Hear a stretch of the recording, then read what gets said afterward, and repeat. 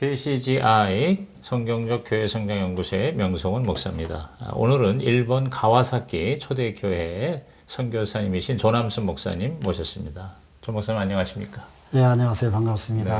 네. 우리 목사님은 언제 어떻게 예수님 영접을 하셨나요? 예, 저는 믿는 가정에서 태어났습니다. 믿는 가정이라고 해도 네. 아버님은 그다지 열심인 믿음은 아니었고 어머님이 참 열심이었습니다.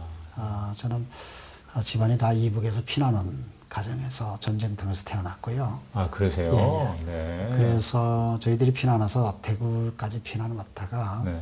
이제 서울이 수복되고 좀 안정되어서 서울로 이제 오게 됐습니다. 네. 그래서 뭐 자라기는 서울에서 자랐죠. 네. 예. 그래서 그러나 이제 전쟁통에 태어나서 서울에서 자라고 그래서 저는 부모님이 또 그러고 하니까 고향이라고 하는 그런 이미지를 못 갖고 쭉 자랐습니다. 네.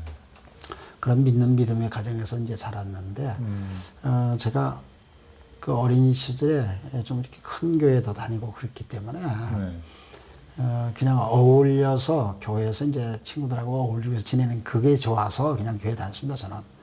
제 자신의 어떤 믿음의 확신이 있었던 게 아니고요. 네. 그런데 그러다가, 교회 생활을 조금 등한히하고 교회를 떠난 적이 있는 게 그게 이제 고등학교 시절부터 교회를 좀 떠나게 됐었고요. 아, 청소년 시절에. 예, 예. 네. 그래서 다시 이제 돌아오게 될 때는 제가 학교를 고등학교 제가 그만두게 됐었고 네. 친구들이 고등학교 3학년이었을 때 제가 주님 앞으로 돌아왔습니다. 학교를 왜 그만뒀어요? 그러니까 이제 제가 원하는 고등학교 진학을 하지 못한 것에 대한 그런 반발 같은 게 좀 있고 또 집안의 어려움이라든가 이런 게 겹쳐져서 그래서 고등학교 진학을 했다가 포기하고 다니지는 않게 됐습니다. 네. 그리고 이제 친구들이 3학년 되고 했을 때 제가 교회로 돌아와서 그때 돌아오게 계기가 얌전하게 생겼지만 얌전한 생활을 못했습니다, 제가. 그래서 부모님을 많이 참 괴롭히고 힘들게 만들었던 그런 그러니까 한때는 문제야. 그렇죠. 그러셨군요. 그래서 뭐 그때 생각하니까 뭐 누님 집에 결혼한 누님 집에 가서 매형 양복 이렇게 훔쳐서 입고 무교동 놀러 다니고 막 그랬었습니다. 네. 그런데 어머님께서 어느 날 아버님은 뭐 우린 평안도니까 그냥 뭐 말을 함부로 하고 또 아버님은 그냥 말보다도 주먹이 먼저였고 막 그러신 분이었습니다. 거칠게 아버님한테는 다뤄졌고 형제가 이제 많이 있었는데 집안이 어렵다 보니까 형제들이 다 집에서 살지도 못하고 막 그렇게 어려웠는데 어머님이 하루는 저에게 동네에서 부흥회를 한다는데 이 부흥회를 한번 좀 참석해봐라. 그리고 그 다음에 네가 원하는 대로 네가 살아라. 더 이상 내가 말을 하지 않겠다. 저는 그 뒷말이 뭐 딱 가슴에 와닿았어요. 네 마음대로 살아도 된다. 이 부흥회만 참석하면. 그래서 내가 뭐 그 부흥회 가서 하면 좀 내가 견뎌주지. 뭐 이렇게 하고 저녁 시간만 가는 거니까. 그때 당시 우리가 서울의 영등포 신길동에 살았는데 해군본부 뒤에 큰 공터에다가 천막을 치고 집회를 할 때였습니다. 그때가 뭐 60년대 후반이나 70년대 초겠죠. 그렇습니다. 그래서 그 천막 집회를 제가 나갔는데 지금도 내가 기억이 나는데 조순이라고 하는 여전도사님이 설교를 했습니다. 부흥 집회 때. 처음부터 제가 마음을 닫았습니다. 여자가 뭘 또 해? 뭐 이러고 그리고 또 어릴 때부터 교회를 쭉 다녔기 때문에 본문 얘기하면 이 얘기 하겠구나 뭐 이런 정도는 제가 이제 생각을 했었기 때문에 그런데 뭐 마음을 문 닫고 있었는데 그래서 첫째 날, 둘째 날 다 졸았습니다. 아무 생각도 없고 일단 내가 이 한 주간 이제 옛날에는 금요일 날 저녁하고 토요일 날 막 새벽까지 부흥 집회를 하지 않았습니까? 그래서 제가 이제 그런 마음을 갖고 있다. 수요일 저녁이 됐는데 이상하게 졸음이 번쩍 깨졌어요. 왜냐하면 날 들으라고 하는 소리를 하는 거야. 무슨 얘기냐면 어느 집 아들이 있는데 믿는 집에서 태어난 아들인데 말을 안 듣고 이게 뭐 맨날 부모 속이고 돈 떼어먹고 뭐 어디 뭐 술집이나 돌아다니고 뭐 이런 얘기를 쭉 하는데 전부 내 얘기를 하는 거예요. 네. 깜짝 놀랐어요.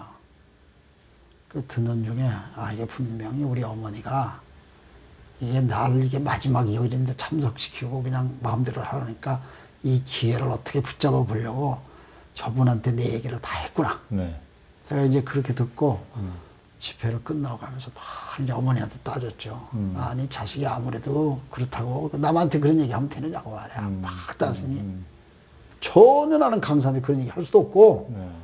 또 한 적도 없고 너 왜 그러냐고 막 그래요. 그래서 제가 이거 참 이상하다. 그런데 왜 강사님이 그런 얘기 합니까? 그러니까 어머니 얘기가 내 귀에는 그렇게 안 들리던데 그러는 거야. 내 귀에는 네 얘기하는 걸 한마디도 내가 못 들었다 그러는 거야. 이상해요. 그래서 이제 집에 가서 잠이 안 와요. 네. 그 다음날 새벽에 어머님이 일어나서 새벽기도를 가시는데 나도 깼어요. 저도 따라가도 되겠습니까? 그랬더니 아유 같이 가자고 그래요. 네. 그 새벽기도를 목요일날 새벽이죠. 갔는데 똑같이 더듬더라고 그냥 막 강사님이 막 얘기를 하는 거예요. 그래서 그 소리를 두 번째 들으니까 제가 가슴이 확 메어지면서 네. 어떻게 저 양반이 내 사정을 저렇게 잘할까. 이러면서 제가 뭐 그렇다고 하나님의 존재를 부인한다든가 그럴 정도의 반항은 아니고 네. 일상적인 청소년식에 반항했던 그 시기였는데 하나님의 존재에 대해서는 부정을 내가 못했습니다. 그래서 그러고 나서 이제 새벽 기도를 끝나고 다 기도하라고 그러는데 그냥 졸다 벌떡 일어날 사람이 못 일어나겠어요. 네. 그리고 앉아서 제가 하나님 어떡하라는 얘기입니까? 내가 어떻게 하면 좋겠습니까? 네. 그 말부터 나오면서 막 얘기를 이제 뭐 기도가 아니고 이제 하나님 앞에 얘기하는 거죠. 그러면서 네. 제가 이런 게 잘못이었다. 하나님이 원하지 않는 내 인생을 살았구나. 이제 이런 생각이 들면서 내가 지나왔던 내 발자취가 생각이 자꾸만 나는 거예요. 네. 네. 그때부터 이제 회개하게 됐습니다. 얼마나 막 처음엔 내 인생이 아주 억울하고 서럽고 그러다가 이제 나중에 하나님 앞에 내가 바른 인생을 못 사는 것에 대해서 내가 이제 회개하게 됐죠. 그런 회개를 하는데 그때만큼 내가 그렇게 깊이 철저하게 회개 기도해 본 적이 없어요. 얼마나 울었는지 몰라요. 얼마나 울었는지 너무너무 서러움에 받쳐서 울으니까 울음이 나중에는 막 속에는 콧물까지 다 쏟아지면서 그 당시 천막 속에 가마니를 깔고 집회를 했는데 내가 엎드려서 기도하는데 그 가마니 바닥과 내 코가 콧물이 이렇게 막 연결이 돼 있어 그냥 계속 떨어지면서 의식을 찾으면서 내가 막 이러면 안 되지 하고 의식을 찾았을 때는 새벽 기도가 한 4시 반 이렇게 시작했는데 내가 한 9시 반인가 이때 의식을 찾았어요. 그리고 탁 하고 한두 명만 남아있는 그 큰 대형 천막에서 그리고 막 눈물을 닦고 밖으로 나오는데 햇살이 확 비춰지면서 그때 뭐 참 한국에 못 살 때 아닙니까? 그런데 밖에 타는 그 10월 달이었어요. 수양보도 그때 서울 영등포에 퍼프라하고 수양보도 나무가 가로수로 돼 있었는데 수양보돌이 이제 이 좀 낙엽이 약간 져가면서 바람에 가을 바람에 막 흔들리는데 전부 다 날 보고 막 인사하는 것 같아요.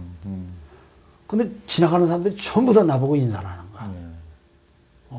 젊은이 잘 있어 뭐 안녕하세요 막 이러고 인사를 하는데 저도 따라서 막 인사를 했어요. 안녕하세요 네 잘 있습니다 뭐 이러고 이제 인사를 하는데 나중에 내가 보니까 그분들이 나를 인사한 게 아니라 내가 먼저 인사를 막 하기 시작한 거야. 달라진 내 모습을 막 느끼기 시작한 그 회개하면서 내가 주님 앞에 고백을 했어요. 내가 이제 주님 모신 주님 영원히 떠나지 않고 내가 살겠습니다. 그때 주님이 저한테 주셨던 말씀이 요한복음 5장 24절 말씀을 저한테 주셨어요. 그래서 내가 너를 심판에 이르지 않고 너를 용서했다는 말씀과 그걸 확실해 주면서 그때부터 제가 그 자리에서 바로 교회로 쫓아갔습니다.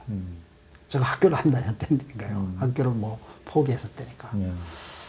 그래서 그 다음날 새벽부터 교회를 나가기 시작했어요. 새벽 교회를 다시 교회를 해보겠습니다. 그러면서 목사님한테 내가 의논을 했어요. 목사님, 제가 이런 생활을 해온 거 아시지 않습니까? 저희 목사님이 저를 위해서 굉장히 많이 기도해 주셨어요.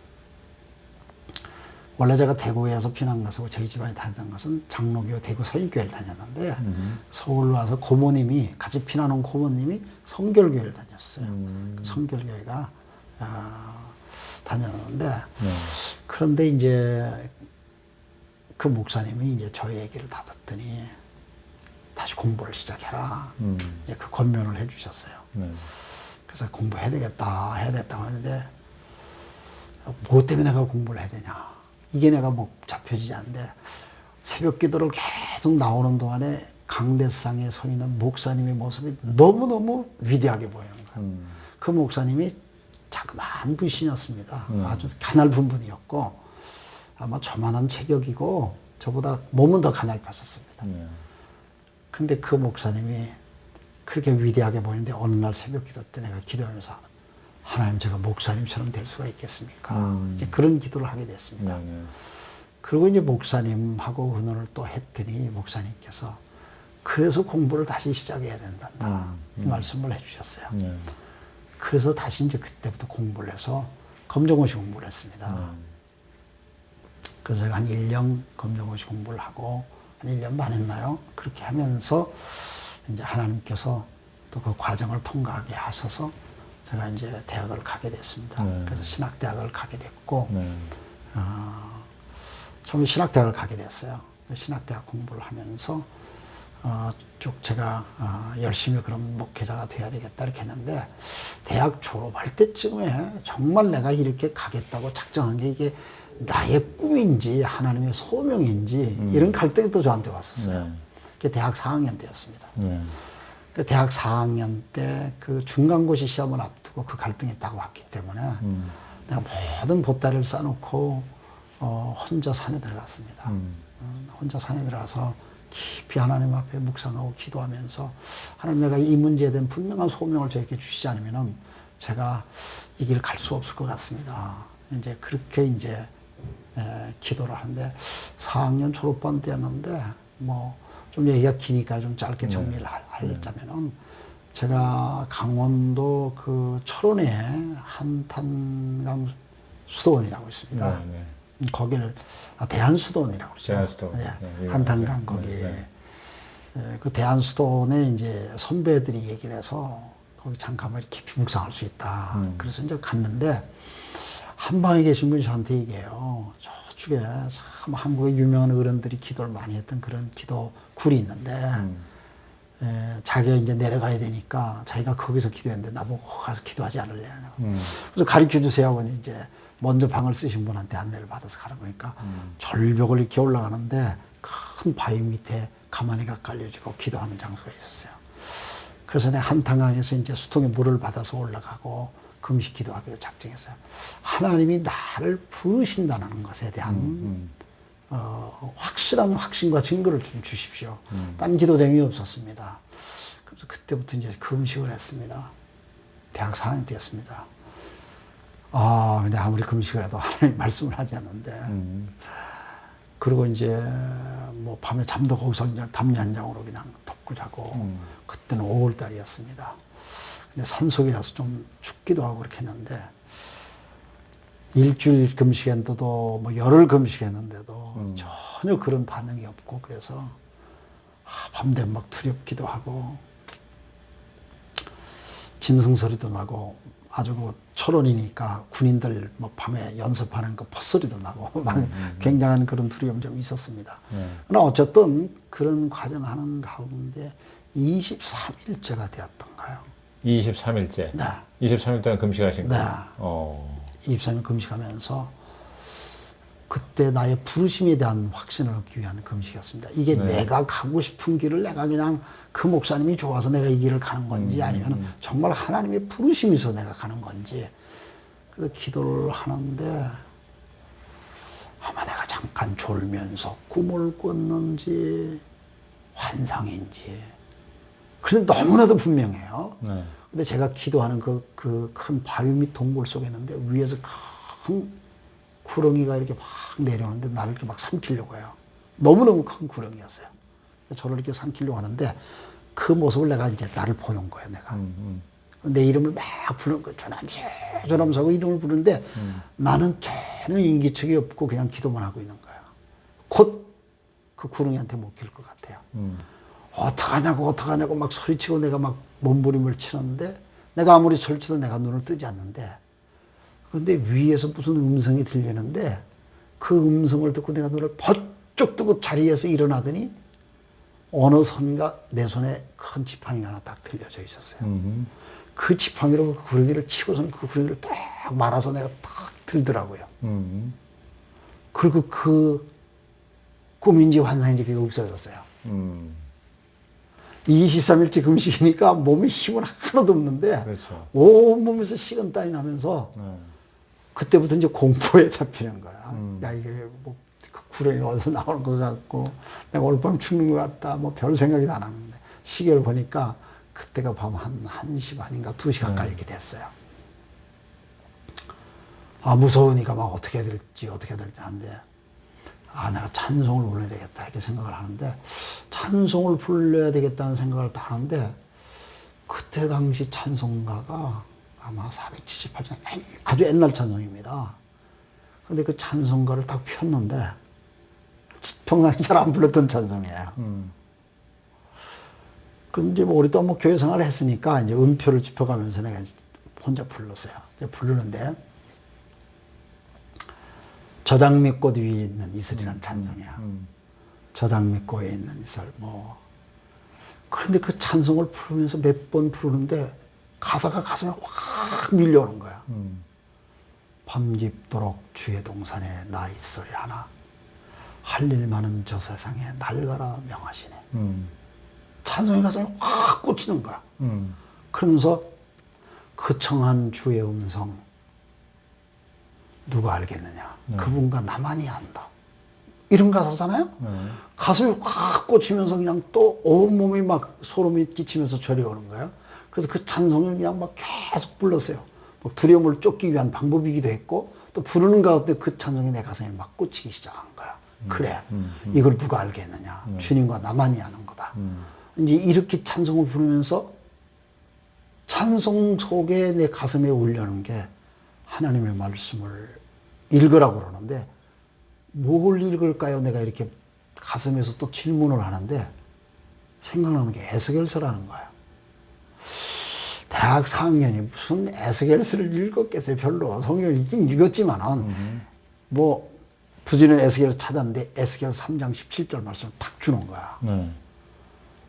그 가슴에 이렇게 울려오는 소리였어요. 그래서 에스겔 3장 17절을 딱 피는데 내가 너를 이스라엘 파수꾼으로 세운다. 파수꾼은 자면 안 되잖아요. 깨있는 사람이잖아요. 그런데 그 말씀이 그 다음에 네가 깨어서 그들에게 외치지 않으면 그들의 핏값을 너에서 조금 내 손에서 찾겠다. 그 말씀이에요. 너무나 막 소름 끼치는 말씀이에요. 너를 이스라엘 파수꾼으로 세운다. 그들의 핏값을 네 손에 맡겼다. 뭐 그 말씀이에요. 아, 주님이 나를 부르시고 나를 쓰시는구나. 그때 확신을 했습니다. 그래서 그 말씀과 그 환상과 그 찬송을 붙들고 내려왔어요. 그게 1973년도였어요. 그게 이제 하나님의 확실한 소명이네요. 그렇죠. 부르심의 체험이시고. 그때 그 소명을 그렇게 내가 받고 네. 이제 그래서 24일간 금식을 하고 뭐 하루 더 해서 한 25일 정도 조금 조절을 하면서 그렇게 해서 이제 내려왔습니다. 네. 아이고 흥미진진해서 목사님의 인생 이야기를 다 듣고 싶은데 시간은 예, 제한돼 그렇죠. 있고 그래서 예, 예. 이제 이 네. 시점을 일본 선교사로 예.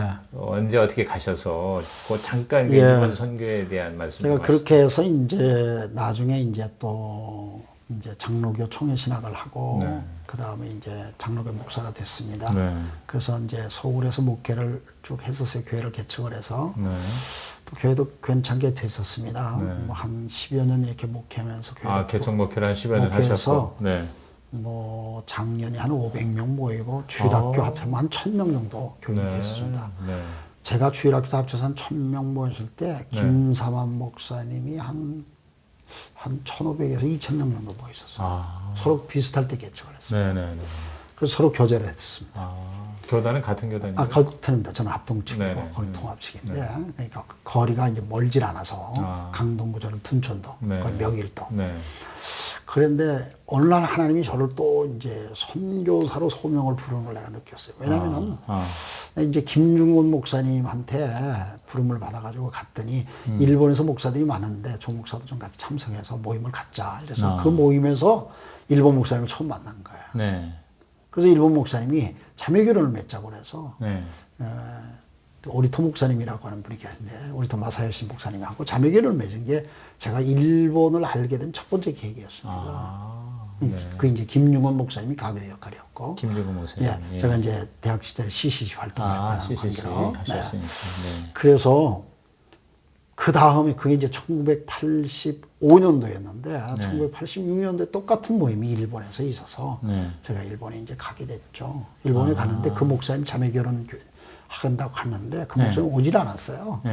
그런데 그 목사님이 사정이 있으니까 우리 교회 좀 한번 와서 설교를 해주고 갔으면 좋겠다.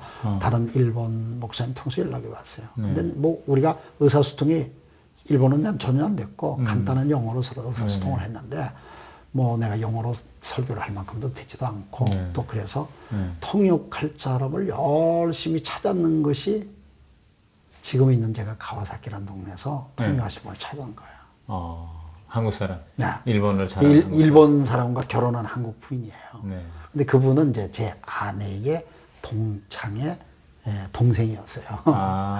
그런 연결 관계로 어떻게 찾게 돼서 급하게 이제 사람을 찾다 보니까. 그래서 이제 그분하고 제가 그 교회를 방문해서 이제 설교를 한 것이 사실은 하나님이 나를 일본으로 부르는 하나의 계기가 됐습니다.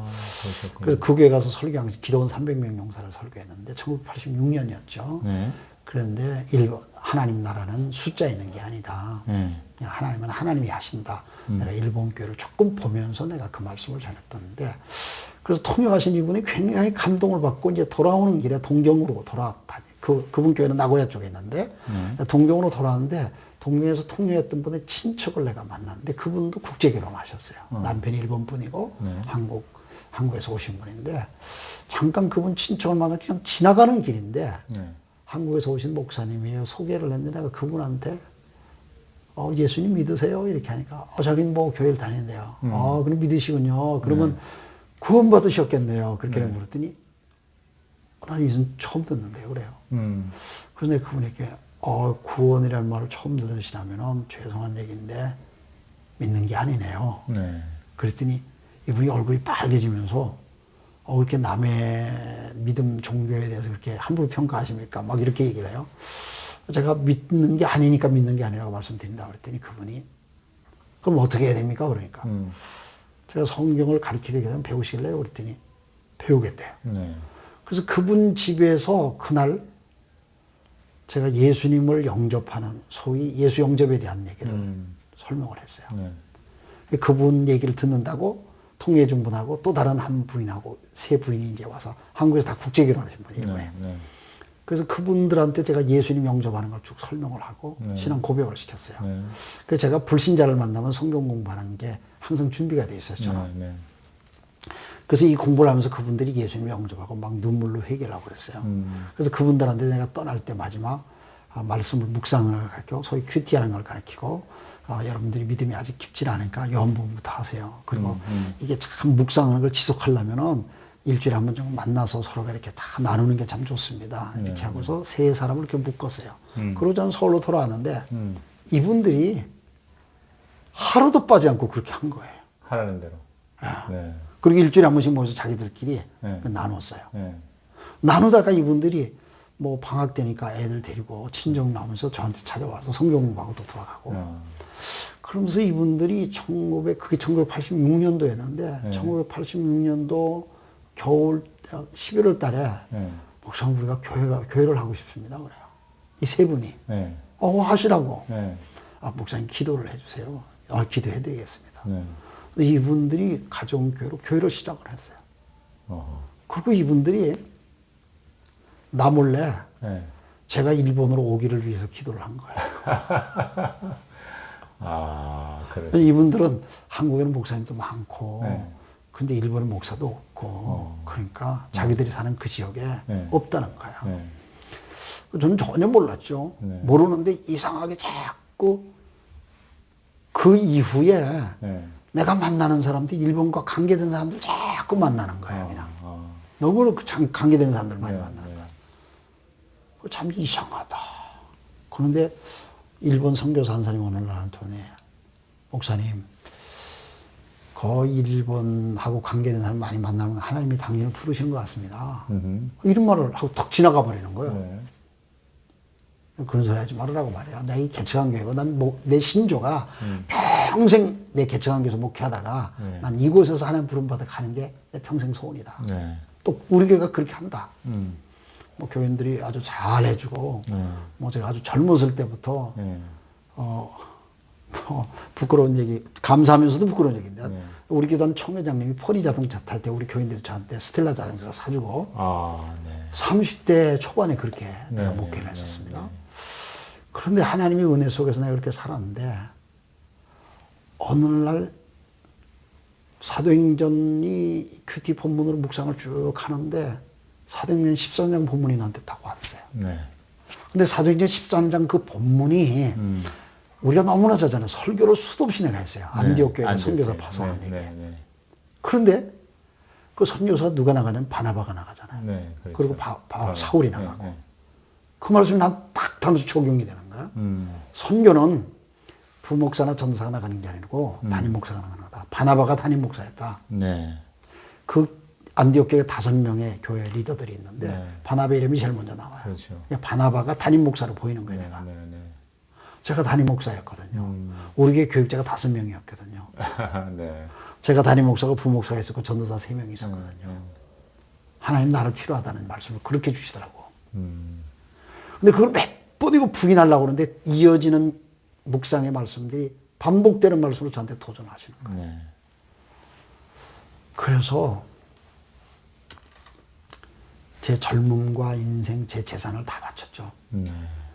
저는 그 서울에서 교회를 개척할 때 제 집이 좋은 집이 하나 있었습니다. 하나님이 축복을 해주셔서 제 아내가 오래 직장생활을 하다가 결혼을 하고 그래서 서로가 이제 좀 있는 돈에서 어떻게 뭐 우리 결혼할 시대 때는 뭐 아파트 당첨에 확 이렇게 돈을 벌고 할 그때였어요. 그래서 강동구 둔촌동 주공아파트가 최초 입주할 때 백이동 102호가 내가 입주한 최초의 입주자예요. 그게 지금 시세가 뭐 17억, 18억 이렇게 간다고 얘기하는데 그걸 다 바쳐서 교회를 개척했거든요. 네. 그러면 나는 교회는 내 인생이에요. 난 뛸 수가 없어요. 그리고 우리 아이들 뭐 돌반지니 뭐 모든 개척 목사님들이 그렇겠지만은 그렇게 내가 살아서 다시 이제 교회가 부흥이 돼서 교인들이 내가 옛날 살던 그런 집들을 얻어주고 네. 환경을 다 마련해서 이제는 걱정할 게 없는 그런 교회가 됐는데 네. 다 내려놓고 나가라는 거예요. 하나님께서. 굉장한 갈등이었고 저희 아내는 뭐 반대하고 반대하셨겠어요. 가려면 혼자 가고 뭐 안 된다. 뭐 개척하면서 내가 뭐 이사를 한 15번 다녔는데 뭐 더 이상 고생시키나 이렇게 했는데 그래요, 진짜. 하나님이 저한테 부르시는 게 너무너무 강렬했기 때문에 그래서 제가 하나님 아내가 안 가겠다 하니까 내가 못 가겠습니다. 그래서 하나님 선교라는 건 아내가 동해 가족이 같이 가는 건데 그랬더니 내 아내한테 얘기했더니 아내가 한 달 기도했더니 여보 우리가 안 가면 하나님 우리 목숨 걷어가실 것 같아. 아내가 그러는 거예요. 그래서 이제 아내가 동의하고 해서 이제 선교사를 나가게 됐습니다. 네. 그래서 이제 그게 1988년이죠.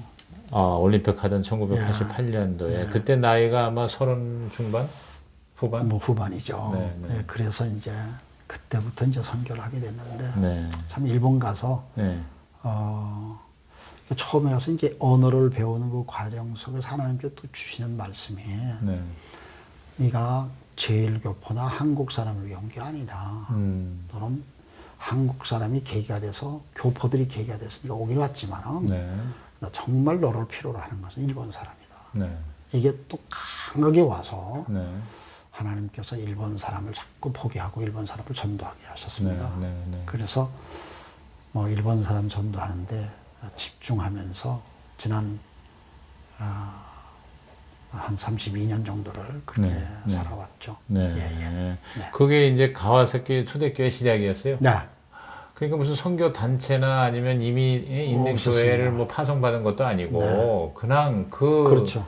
우연히 전도한 그 몇 명의 그룹의 예, 예. 기도로 목사님은 그걸 그렇습니다. 가신 거네. 그렇죠. 아, 그래서 저를 선교 후원을 해주는 교회는 내가 개척해서 목회했던 그 교회 네, 거기서. 한 교회뿐이었습니다. 네. 근데 내 그 교회를 너무나도 사장을 잘 하시는 분이 계셨습니다. 네. 그럼 100주년 기념교회를 은퇴하신 그 이재철 목사님이 이대철 목사님. 저를 잘 알아요. 네. 어떻게 그 교회를 두고 떠납니까? 아, 그래서 내가 일본 가기 직전에 저를 그분은 그때 신학교를 졸업하고 막 주님의 교회 전도사로 부임했을 네, 때 네, 네. 저를 불러서 내가 갔더니 내 얘기를 다 듣더니 이 얘기를 내일 새벽 우리 교인들한테 또 한 번 해주세요. 그래서 그 다음날 새벽에 갔더니 주님의 교회가 그때 당시 강남 YMCA 지하실에서 네, 네, 거기서 예배를 빌려서 볼 때죠. 빌려서 네, 네. 했지. 그런데 뭐 한 200명이 새벽에 가득 차 있어요. 오. 교회를 다 동해서 하룻밤에. 네. 그 당시 한 200명밖에 안 모였을 텐데. 네, 네. 근데 그 얘기를 다 했더니요. 네. 내가 어떻게 부름을 받아서 내가 갑니다 했더니 장로님들을 다 모으더니 이분이 얘기가 하나님께서 목사님을 통해서 하시고자 하는 일에 네. 저희들도 좀 통참시켜 주십시오. 그래요. 아, 그러니까 후원을 하시겠다고. 야, 돕겠다는 말을 하는 게 아니라 네. 하나님이 목사님 통해서 하시는 일에 우리도 좀 통참하게 해주십시오. 동참하게 해달라. 그래서 그 주님의 교회가 저한테 제일 큰 스폰서였습니다. 아하. 제가 일본에서 자립할 때까지 그게 큰 힘이 됐겠어요. 아주 큰 힘이었습니다. 네, 네. 주님의 교회가 정신여고 강당을 지으면서 제 후원을 끊었습니다. 네. 근데 끊을 때 저는 100% 일본에서 자비량했습니다. 이미 그때는 자립할 수 있었어요. 예, 충분히 됐었습니다. 네, 네. 막 일본에서 네. 한국에서 후원받는 거 받지 말고 우리들이 다 하겠습니다. 이런 말을 할 때였습니다. 아, 할렐루야. 그러니까 하나님께서 절묘하게 모든 걸 이렇게 이끌어 주셔서 네, 네. 그래서 저는 한국에서 성급이 후원이 없이도 그렇게 해왔고 네. 그래서 일본에도 한국에서도 몇 번 건축을 했습니다만은 네. 한국에서 한 3번 건축했어요. 2번 건축했군요. 네. 근데 일본에서 3번 건축을 하는. 아, 일본에서도 3번 네. 건축을 하셨어요. 이게 건축을 하는 그 과정도 일본 성도들이 100% 헌금해서 성도들이 100% 헌금을 해서 건축을 하고 네. 그런 경험들을 하나님 주시게 해서 아. 그 일본 가서 제가 소망이 하나님 서울에서 내가 경험했던 하나님 서울에서 경험했던 부흥 그걸 이 일본에서도 또 경험하게 해주세요. 네, 그렇게 기도하셨네요. 그렇게 기도했습니다. 근데 그 기도가 응답됐고요. 응답됐습니다. 그리고 제가 서울을 떠날 때 일본 갈 때 하나님 일본에서 네. 300명 용사를 주세요. 네. 그걸 기도를 했는데 네. 제가 2달 전에 은퇴를 했는데 은퇴한 교회가 네. 300명 이상 모이는 교회가 됐습니다. 할렐루야. 예배 출석이. 야, 일본에 특히 일본 그래서 현지인 300명이면 진짜 엄청난 하나님께서 열매네요. 놀랍게 역사를 해주셨어요. 네, 네. 근데 이런 놀라운 역사의 배경 속에는 제가 2005년, 2004년도, 2005년도인가요? 2005년도에 가정교회를 만난 것이 네. 하나님의 부흥을 목격하는 그런 기간이었습니다. 아, 그래요? 네. 그러면 그 2005년도가 기점으로 해서 그 가정교회가 이제 내용적인 면에서 성경적 건강한 교회잖아요. 그런데 어떤 그 숫자적인 면에서도 예. 부흥이 아주 된 놀라웠습니다. 것입니다.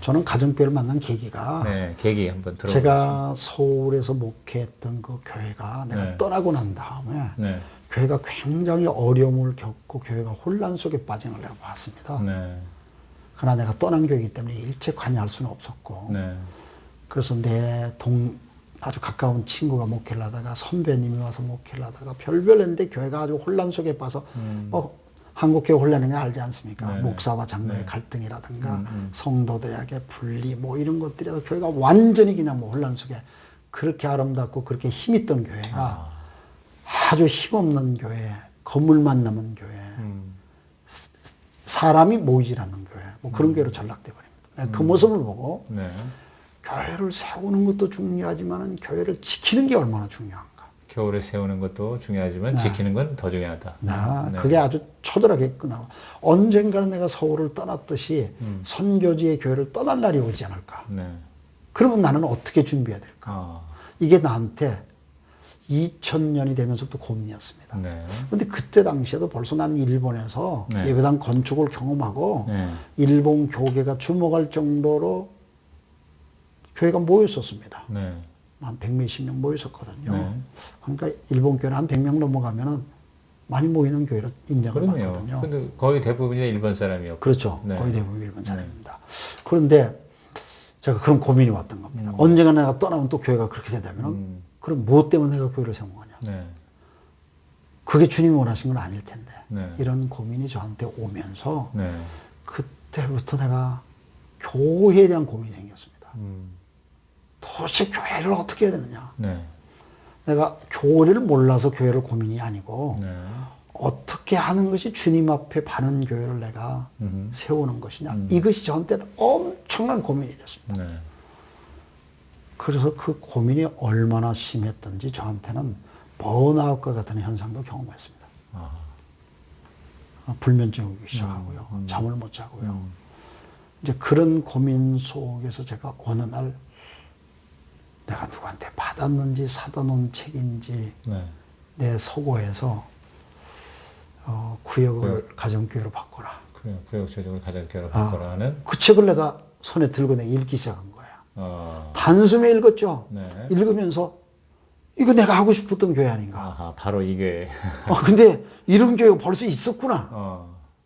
그런데 보니까 미국이에요. 이게 또 뭐 거기까지 확인할 수도 없고 아마 미국이니까 우리하고는 확률이 좀 틀릴 것 같다. 근데 이제 생각이 들었어요. 저는 그렇게까지는 쭉 제자 훈련을 오래 했습니다. 사실 저는 그 성서유니온 내가 협동가선 출신입니다. 성서유니온. 그러니까 철저하게 우리는 성경 가르치고 그리고 소그룹 운동을 하고 이게 내가 이제 주특기입니다. 그래서 개인적으로 만나서 성경 공부해서 결신시키는 거 이제. 내가 서울서 개인적으로 성경 공부해가지고 예수님 만나게 한 600명 결신을 시켰습니다. 일본 가서 그렇게 전도를 했습니다. 저는. 그러니까 이미 영혼구원과 제자를 세우는 사역에 익숙해 있었어요. 그건 뭐 익숙해져 있었습니다. 그런데 교회를 세운다고 하는 건 제자를 세우는 거긴 한데 교회를 세운다고 하는 게 공동체 속에서 이게 늘 숙제였습니다. 그런데 제가 이제 그거를 들고서는 제자 훈련 생각하다. 그러면 미국에 사는 이분한테 이걸 배워가지고 그대로 하면서 확실한 열매가 있는 분이 누굴까? 한국에. 내가 찾았어요. 그게 이제 열린문교회였습니다. 이재철 목사님 열린문교회. 그때는 열린문교회밖에 안 했었으니까. 그래서 이제 연락을 해서 내가 가고 싶은데 이렇게 좀 받아줄 수 있냐 하니까 언제 세미나 하는데 오라고 그러더라고요. 그때 이미 이제 세미나만 하기 시작할 때였죠. 그러니까 2000년이니까 세미나 조금 몇 회를 했던 것 같아요. 그런데 이제 가서 보니까 이제 이재철 목사님이 나를 알아봐요. 어떻게 알았냐 그러니까 자기가 성서연회하는 매일 성경으로 큐티를 쭉 하고 있었대요. 그 뒤에 내 이름이 나오니까. 그러니까 나하고 막 최 목사님하고 붙이려고 자꾸 밥 먹을 때 옆에 앉으라고 그러고 막 이렇게 하시더라고요. 근데 어쨌든, 근데 저는 참 죄송한 얘기지만 최 목사님 그 가정교회 강의 별로 감동이 안 됐습니다. 아까 그때 그 세미나 참석했을 때가 강사가, 주강사가 최 목사님이셨어. 최 목사님인데 별로, 최 목사님 다 했어요. 그때 당시는. 뭐 초기니까. 생명섬도 하고 뭐 다 했는데 별로 저는 감동이 안 됐어요. 그리고 뭐 생명섬 가르치는데 뭐 다 비슷하게 나도 다 해왔고 또 뭐 죄송한 얘기지만 그 못지않게 저도 이제 결심시키는 그런 걸 예수 영접 같은 걸 충분히 저는 예수 영접이라는 말을 쓰지 않고 뭐 신앙 고백 뭐 이런 걸 이렇게 다 이제 결심시키는 걸 했는데 그럼 제가 그 세미나에서 제가 막 깨진 건요. 목자한테 깨졌습니다. 열린문교회의 목사. 열린문교회 목자 그 이상배 목자라고 있어요. 안 잊어버립니다. 그분이 뭐 장로님이 되시고 그랬는데 저하고 같은 연배 사람이에요. 굉장히 가난한 분이었어요. 그리고 방이 뭐 2개가 있었는데 내가 보니까 임대주택에 사시는 분인데 우리를 모신다고 일산에서 오신 어떤 한 목사님하고 저하고 이렇게 있는데 따님인지 누군가 다른 집에 보내고 두 분이 이제 우리를 섬겨주는데 아침에 그때 당시는 아침을 목자주에서 먹고 교회를 가는 거였어요. 그때 당시는. 근데 아침 밥상을 쳤는데 목녀가 안 보여요. 어디 갔냐니까 파출부에 나갔다는 거예요. 그러니까 그 목자는 그냥 뭐 그 뭐든지 일하는 사람이야. 이제